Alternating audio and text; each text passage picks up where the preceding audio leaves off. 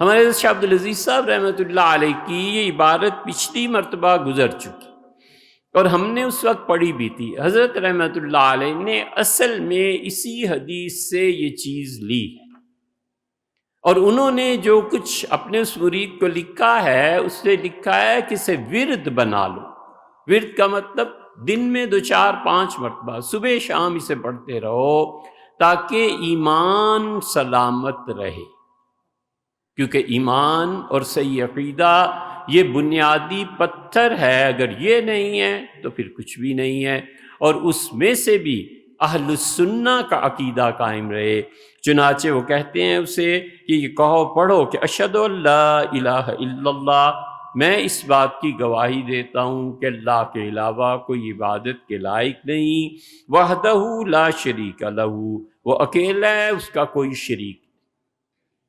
یہ الفاظ ہم نے اپنے پاس سے شامل کیے ہیں کیونکہ ہمارے زمانے میں شرک اپنی مختلف اقسام کے ساتھ رائج ہو گیا ہے۔ وَأَشْهَدُ أَنَّ مُحَمَّدًا عَبْدُهُ وَرَسُولُهُ، اور میں اس کی گواہی دیتا ہوں کہ محمد صلی اللہ علیہ وسلم خدا کے بندے اور اس کے رسول ہیں۔ رضیت باللہ ربًا، میں اس بات پہ خوش ہوں کہ اللہ میرا پروردگار ہے، وبالاسلام دینًا، اور اسلام میرا دین ہے، وب محمد صلی اللہ علیہ وسلم نبیہ، اور نبی کریم صلی اللہ علیہ وسلم میرے نبی ہیں، ورسولہ، اور اللہ کے رسول ہیں، وخاتم النبیین، یہ ہم نے اپنے پاس سے اضافہ کیا ہے اس میں کہ رسول اللہ صلی اللہ علیہ وسلم خدا کے آخری پیغمبر اور رسول۔ وبالقرآن اماما، اور قرآن میرا امام ہے، والکعبہ، اور وبالکعبۃ قبلۃً، اور کعبہ میرا قبلہ ہے۔ یہ ساری چیزیں جن کا تعلق انسان کے عقیدے سے ہے۔ وبالمؤمنین، اب عقیدہ اگر ٹھیک ہے لیکن ہے وہ بدعتی، کافر نہیں ہے، عقیدہ ٹھیک ہے لیکن ہے بدعتی، وہ کہتا ہے مجھے کوئی فرق نہیں پڑتا ابو بکر رضی اللہ عنہ خلیفہ تھے یا نہیں تھے، اس سے بھی بڑھ کے ایک دوسرا کہتا ہے کہ انہوں نے تو خلافت غصب کر لی تھی۔ صرف عقیدہ ہی نہیں، اہل السنہ میں سے ہونا بھی ضروری ہے۔ ہم نے آپ کو صحیح بات بتا دی ہے، مانو بسم اللہ، نہ مانو ہمیں کیا فرق پڑتا، لیکن خدا ہم سے پوچھے کہ جو لوگ آتے تھے تم نے کیا کہا تھا، اللہ جانتا ہے ہم نے سچی بات کی ہے کہ صرف عقیدہ نہیں، اہل السنہ میں سے بھی ہونا ضروری ہے۔ اہل تشیع کا عقیدہ ہے کہ سیدنا علی رضی اللہ عنہ حضور صلی اللہ علیہ وسلم سے بھی افضل تھے،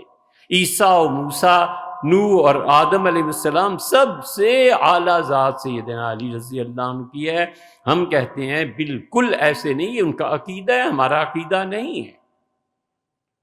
اس لیے اہل السنہ وہ اہل بدعت ہیں۔ اور بالمومنین اخوانا، میں اس کی گواہی دیتا ہوں کہ سارے مومن آپس میں بھائی ہیں، تشریح اس کی گزر چکی ہے، بالصدیق وبالفاروق وبذی النورین وبالمرتضی ائمۃً،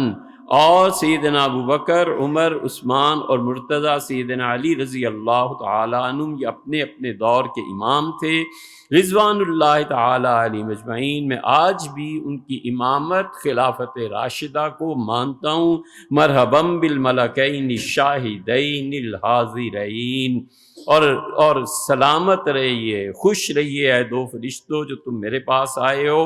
اور تم یہاں پہ آئے ہو۔ پچھلی مرتبہ جو دعا یہ تقسیم کی تھی اس میں یہ الفاظ جو تھے نا، یہاں ٹائپنگ میں غلطی ہو۔ دبئی سے مصطفیٰ صاحب نے ہمیں میسج بھجوایا، اللہ جزائے خیر دے، اور بھی 2-3 افراد نے ان کا یہ لفظ ایسے ہے ایسے ہے کیا ہے۔ خلاصہ یہ ہے کہ ہم نے پوری ریکارڈنگ دوبارہ بھی کروا دی تھی کہ اصل میں، اور یہ الفاظ اصل ہیں وہ مس پرنٹ ہو گئے تھے، وشہدا، اور وہ میت کہتا ہے تم دونوں گواہ رہو، بے انا نشہد، کہ ہم سب اہل سنہ اس بات کی گواہی دیتے ہیں کہ اللہ الہ الا اللہ وحدہ لا شریک لہ، ان سیدنا محمدً عبدہ ورسولہ۔ علی ہذہ الشہادۃ نحیا، اسی شہادتین، ان 2 شہادتوں پہ میں نے اپنی زندگی بسر کی ہے۔ وعلیہا نموت، اور اسی پہ ہم لوگوں کا انتقال ہوا ہے، وعلیہا نبعث انشاء اللہ، اور اللہ نے چاہا تو قیامت میں خدا کے سامنے انہی شہادتوں کے ساتھ پیش ہوں۔ یہ ہے وہ ایمان، یہ ہے وہ شہادتیں جس کے بعد کوئی آدمی مومن، اور مومن کے بعد وہ اہل السنہ میں سے ہوتا ہے۔ سورہ آل عمران پڑھو، اللہ تعالیٰ نے فرمایا کہ تسود وجوہ، قیامت میں لوگوں کے چہرے سیاہ ہوں گے، اور قیامت کے دن لوگوں کے چہرے روشن ہوں گے۔ آپ تفسیر اس کی اٹھا کے دیکھ لیں، بہت سے مفسرین نے لکھا ہے کہ حضور صلی اللہ علیہ وسلم فرمایا اہل السنہ کے چہرے چمکتے روشندار،